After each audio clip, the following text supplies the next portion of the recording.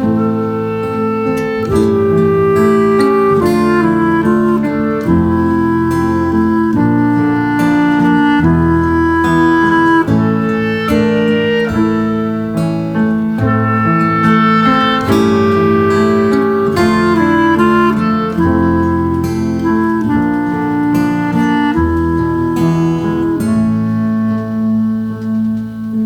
die Hügel, in dem Gesicht, hab ich 100-mal schon geschaut.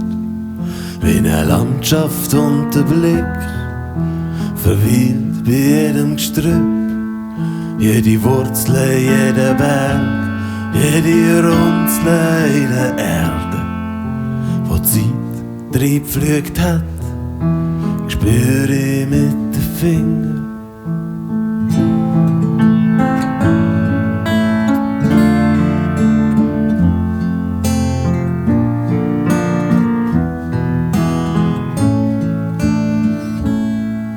Deine Hand liegt auf meinem Bauch, in deinen Haaren bin ich der Hauch.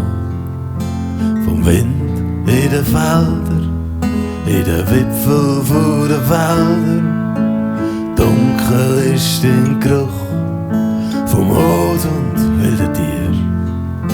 Und alte Sagengestalten kommen mir in den Sinn.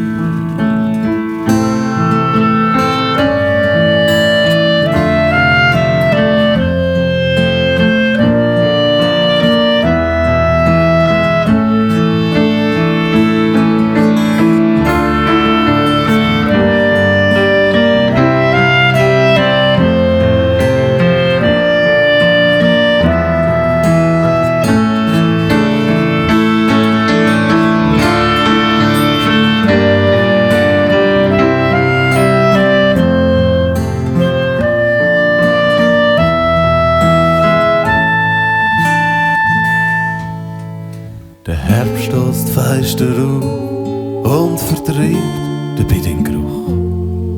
Nur der Abdruck von dem Gesicht bleibt auf meiner Brust.